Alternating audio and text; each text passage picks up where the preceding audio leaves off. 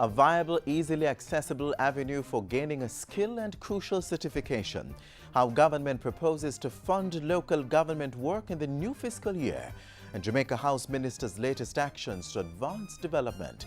Hi there, I'm Adrian Atkinson, your guide on this Monday installment of Jamaica Magazine. We take a short break and return with the news. Please stick around.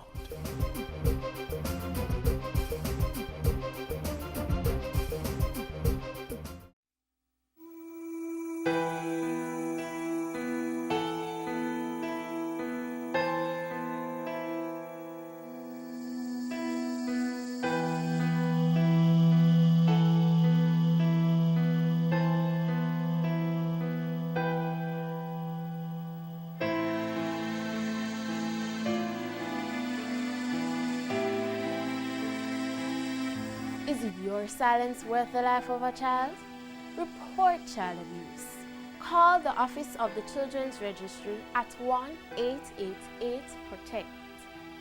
Be the change. Speak out. Protect our children.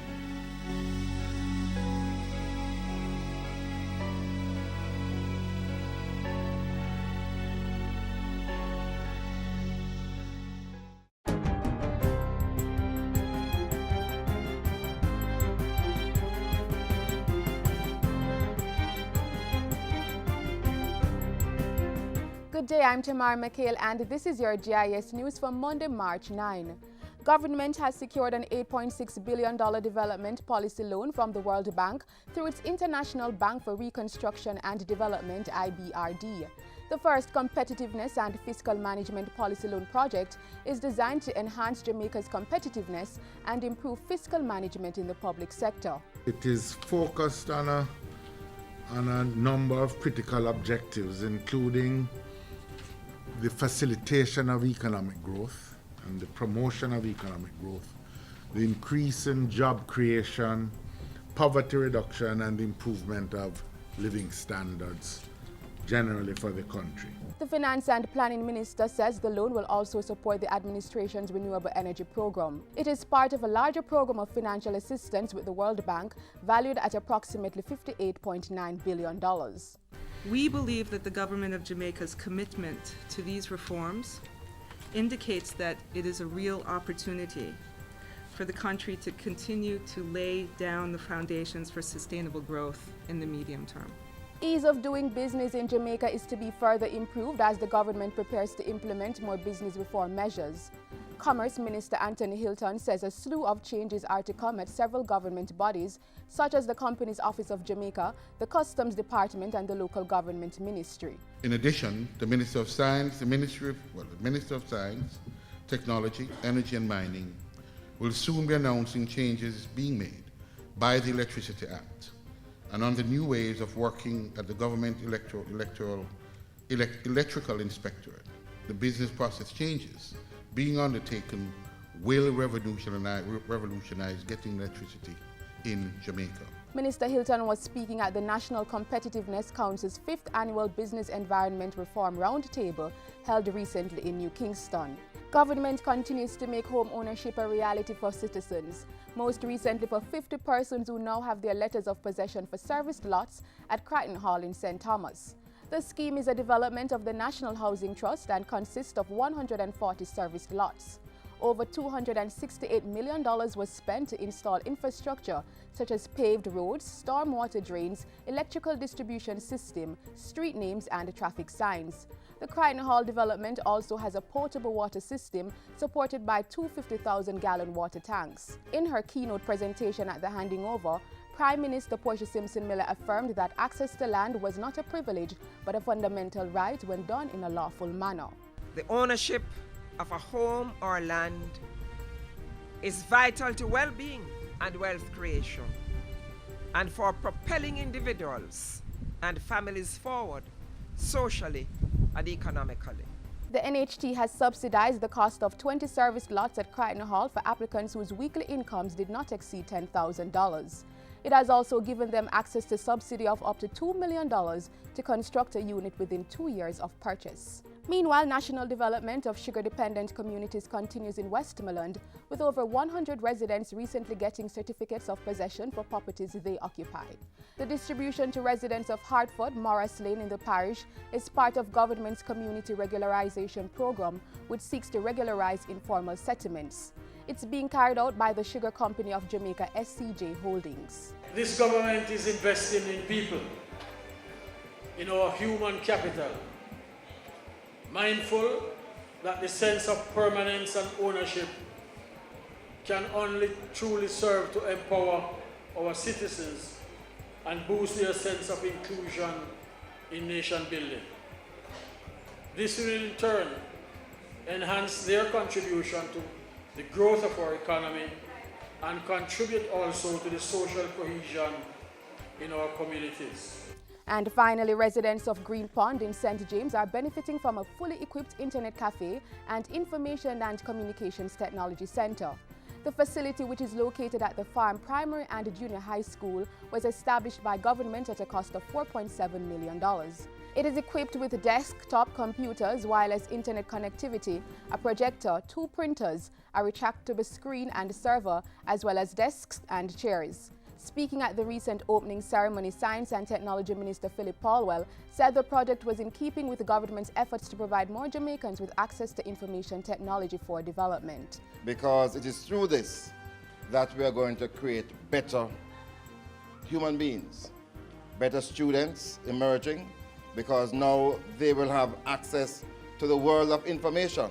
And it means that the opportunities are going to be there for our people. And that's it for GIS News today. I'm Tamara McHale. Thank you for watching.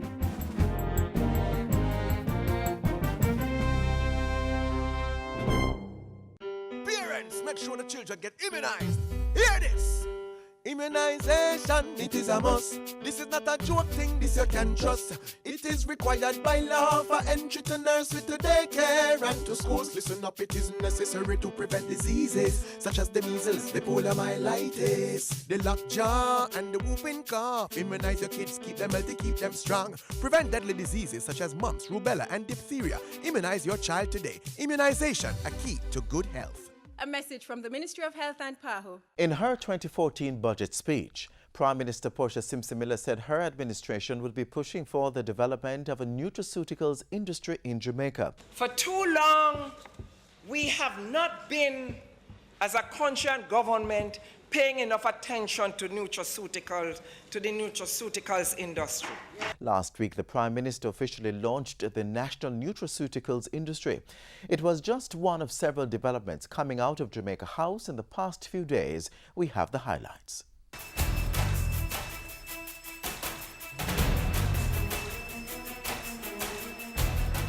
Prime Minister launches nutraceutical industry. NHT contributors get letters of possession for housing development in St. Thomas. And agreement signed to build a new school in Southwest St. Andrew. With Jamaica House Weekly, I'm Andrea Chisholm. I am a firm supporter of the nutraceutical industry in Jamaica. Prime Minister Portia Simpson Miller again endorsing the big money earner while calling on Jamaicans to come forward with their ideas in the agro-processing, health and wellness sectors. After years of planning, the Prime Minister launched Jamaica's national nutraceutical industry on Thursday. The possible economic benefits for Jamaica are tremendous. Thousands of new jobs can be created through mass cultivation and employment in labs and processing plants. About 20 companies displayed the potential of local herbs and plants at the function at Hope Zoo in St. Andrew. Prime Minister Portia Simpson Miller handed out letters of possession to beneficiaries of the Crichton Hall housing development in St. Thomas on Friday. 50 beneficiaries got letters for the housing development, which is being spearheaded by the National Housing Trust. 140 serviced lots were available for sale on the 60-acre property. The Crichton Hall housing development, which was built at a cost of $268.1 million, already has storm drains, an electrical distribution system, and street lights. From very early, I took a special interest in ensuring that this development was advanced and brought to completion so that the people can get their piece of paper that signals that they have stepped up in life in a position to the position of being landowners. The Prime Minister has expressed outrage over the gruesome murder of a 14-year-old Donald Quarry High student, Kay Alicia Simpson. At a function last week, Mrs. Simpson-Miller appealed to parents to ensure their children are safe. Keep your children close to you. It is sad for every time you hear a child murdered. And it's happening one too many every time. We have a responsibility as a nation to stand up for the protection of our children. They are the future. The Prime Minister was speaking at a ceremony to sign a memorandum of understanding to build a new state-of-the-art infant school in Union Gardens, Southwest St. Andrew. The school, which should be open in time for the 2015-2016 academic year in September, is being established through a public-private partnership at a cost of approximately $70 million. 3 basic schools in the community will be merged to accommodate 150 students from 3 to 6 years old. In her message to mark International Women's Day on March 8, the Prime Minister urged Jamaicans to end all forms of discrimination against women and girls and to eliminate all forms of gender-based violence. She also welcomed recent data by the International Labour Organization that Jamaica has the greatest proportion of women managers and business leaders. With March 25 this year marking 50 years of diplomatic relations between Jamaica and Venezuela, Prime Minister Portia Simpson-Miller has paid tribute to the late Venezuelan President Hugo Chavez. Mrs. Simpson-Miller reflected on Jamaica's rich relationship with Venezuela at a ceremony on March 5 to mark the 2nd anniversary of the death of Mr. Chavez. And the Prime Minister also saluted Japanese Ambassador to Jamaica Yasuo Takase at his farewell reception last week. Mr. Takase has been serving as the ambassador to Jamaica since 2012. Today marks 51 years of diplomatic relations between Jamaica and Japan. And the Prime Minister saluted the Gleaner Company as it celebrated its 180th anniversary. Mrs. Simpson-Miller attended the company's cocktail reception last Wednesday. And on Thursday, the Prime Minister and some members of her cabinet lent their support to Health Minister Dr. Fenton Ferguson as he buried his mother, Myrta Ferguson, at the St. Mary the Virgin Anglican Church in Kingston. And that's it for this week's edition of Jamaica House Weekly. Join us next week for the latest from the Office of the Prime Minister.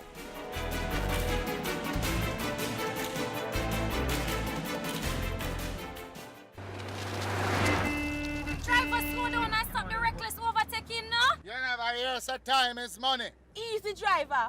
Why no minimum man and taxi driver drive so bad? Why him have to drive so hard? Me not gonna make you kill off me and me picnic them. One stop driver. Make her come off this bus. Me say stop. Me coming with you. The rest of you not take chance in the life.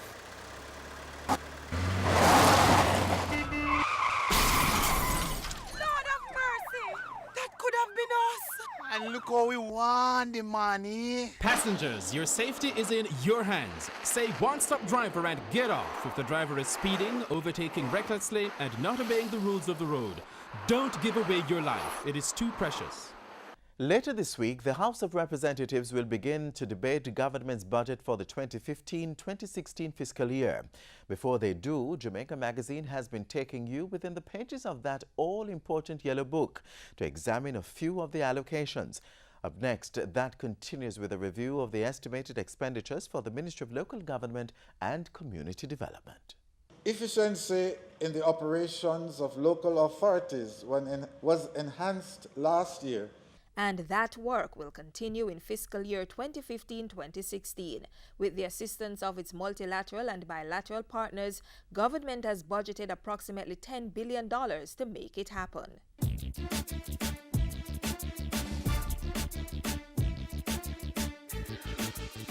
Beyond taking care of its administrative costs, the Ministry of Local Government and Community Development's recurrent budget in 2015-2016 will finance some important projects.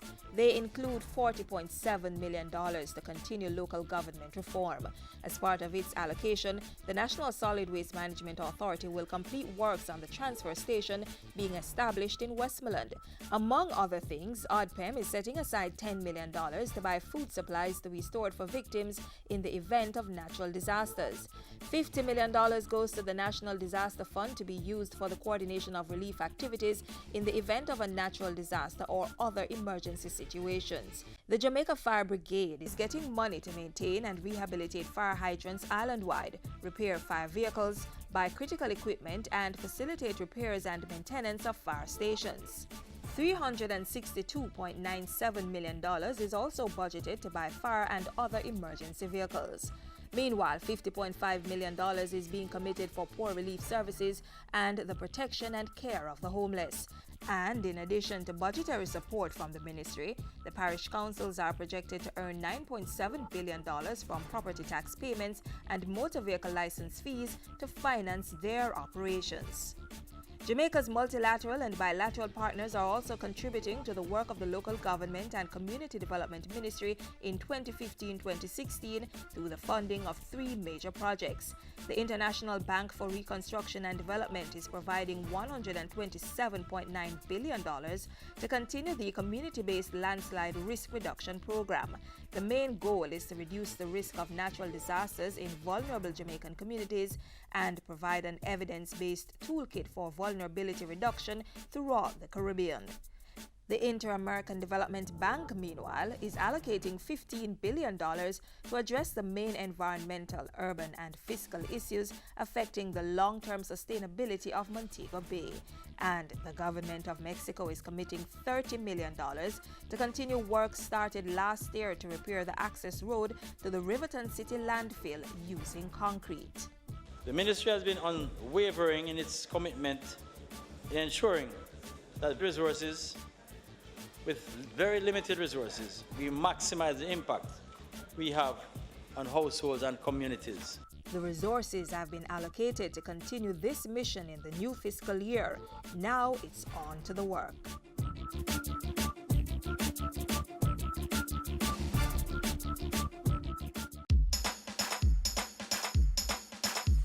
We want a productive Jamaica. We are not productive Jamaicans. Productivity to move forward on this land. Productivity, that's the way to go, we should understand. Productivity is the way to go for all us Jamaicans. Small business, big business, old and young, we are tell every woman and man. We want growth and prosperity for a better nation with a building plan. So we can build our product and sell our product and put more money in our hand. Our economy can rise to a level and build a better nation. Productivity to move forward on this land. Productivity, that's the way to go, we should understand. Productivity to move forward on this land. Productivity, that's the way to go, we should understand. Productivity. Productivity, pathway to prosperity. A message brought to you by the Jamaica Productivity Center, a department of the Ministry of Labor and Social Security.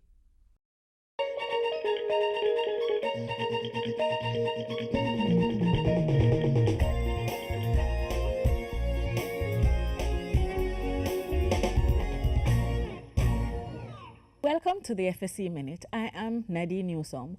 Joining me, Sonia Nicholson, Acting Senior Director of Securities at the FSE. Welcome to the FSE Minute, Sonia. Thank you, Nadine. Sonia, how does the FSE protect an investor in a licensed entity?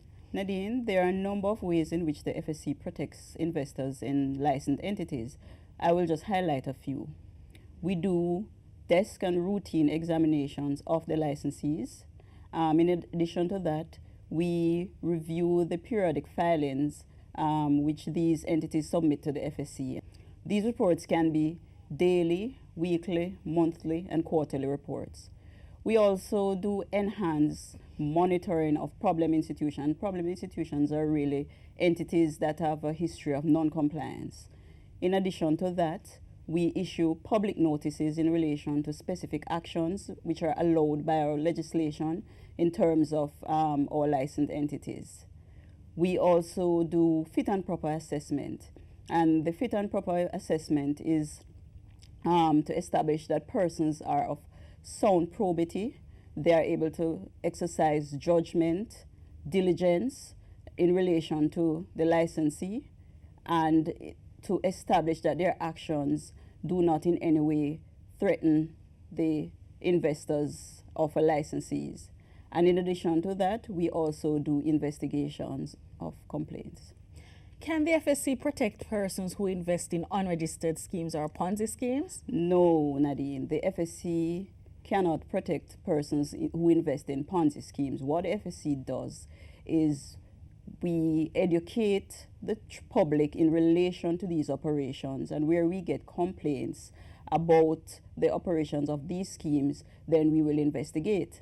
To the extent that these entities would not be routinely filing financial and non-financial information with the FSC, this limits the extent to which we'll be able to offer any protection to these persons.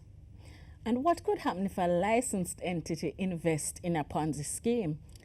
If a licensed entity invests in a Ponzi scheme, this would have implications for the fit and proper status of the owners and operators, to the extent that these Ponzi schemes tend to be fraudulent in nature, and there are very high risks involved in investing in them.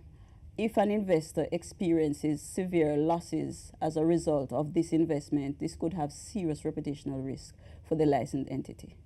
Thank you, Sonia.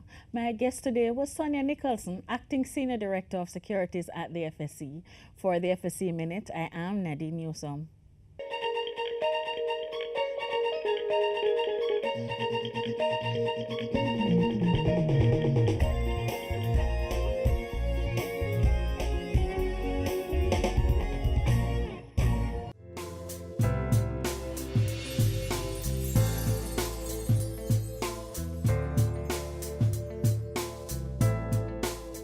Did you leave school without a skill or certification needed to gain employment or create your own?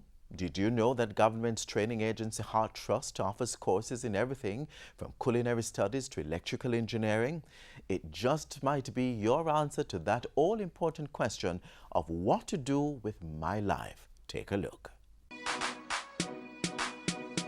All year round, persons are groomed in skills such as these at the Heart Trust NTA, the institution that's preparing individuals to be the best at what they do and perform at the top of their game as entrepreneurs or working for others.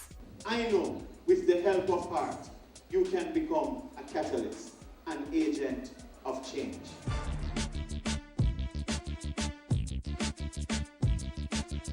With over 29 training locations across the country, the Heart Trust NTA continues to effectively improve human capital development, providing training in a variety of vocations to anyone seeking to advance his or her career options. And to increase the awareness, the government's national training agency has, over the years, hosted several open days and career fairs. In November 2014, we caught up with them on the St. James Methodist Church ground in Clarendon. We had a career information session for the students from the high schools, just speaking to them about career development, professionalism in the workplace, and really what is expected of them as they go through life and entering the job market. Students and school leavers weren't the only ones targeted. Those who may be a little older and think that life is finished for you, I want you to know that Heart Trust is there to help you to create a career path so that you can be involved in community development. Some of the Heart Trust options: a career in early childhood care development and education, apparel and sewn products, and motor vehicle repairs. The St. James Methodist Church ground in Clarendon was covered with eager students showcasing their skills.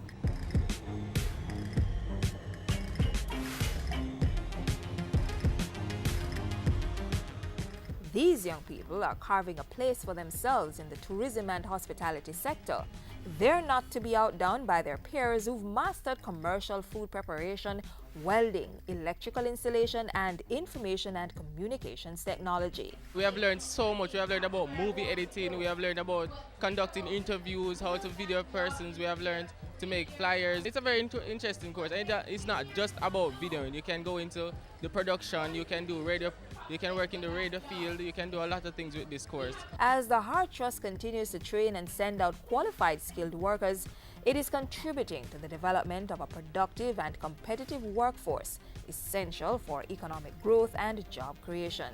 I urge you, I beg you, I encourage you, I motivate you Let heart give you wings with which to fly.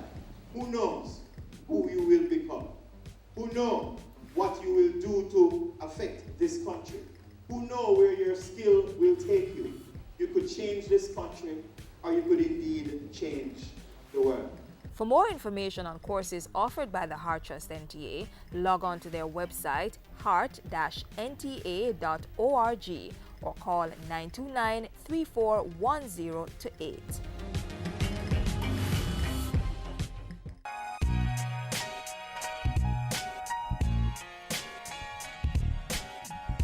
Parent need to be parent, P-E-R-E-N-T, rather than the P-A-Y-R-E-N-T, parent. Because I strongly believe that some parents only pay the rent, but they are not parents in all due respect. So, to properly oversee a child, ensure you know the friends, the company, where the child is going, and after certain hours, there should be a curfew time for your child. Whether you consider the community to be safe or not, parents should impose a curfew time for their siblings based on what we see going on now. I strongly believe that it doesn't matter the school your child goes, it all depends on you, the parent, the amount of work you put in with your child. So spend a lot of time with your child, helping them with their homework, ensuring that you know what is going on within the school. Keep a close relationship with the school teachers, that teach your child. A lot of the parents are getting very younger. You understand me? In the parties, you find out, you see daughter, you see mommy, and you see granny. You see 3-generation party nowadays. So everybody feel like they're on the same level. Nobody no bigger than nobody again, and nobody no smaller than nobody. Everybody on the same level. And because of this, the respect barrier break down. I think parents need to communicate with your children. It's not that you want to be your child's best friend, but try to be one of your child's best friend. And the communication is key. You have to be stern. Let your children know that what I say is what I mean. All right? Next thing again, you can't allow the media to grow your child.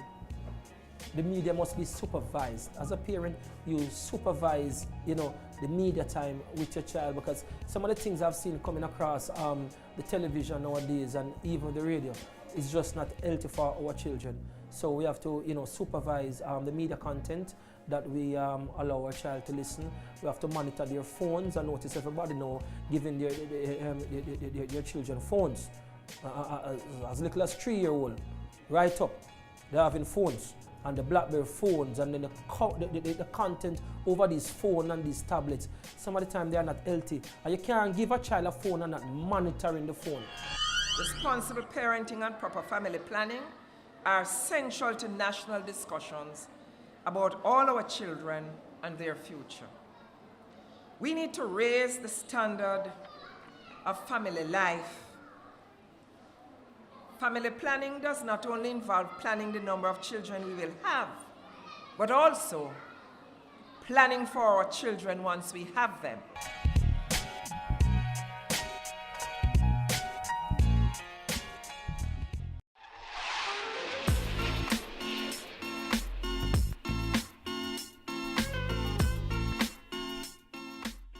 We're all out of time, but fret not. Jamaica Magazine returns tomorrow. Till then, rewatch the show and others on our website, jis.gov.jm. You can also check out our features on YouTube.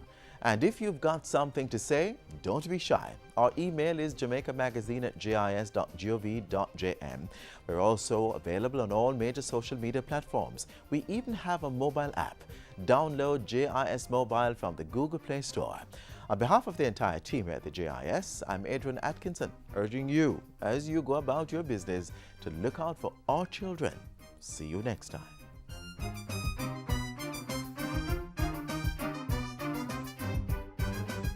This has been a production of the Jamaica Information Service, the voice of Jamaica.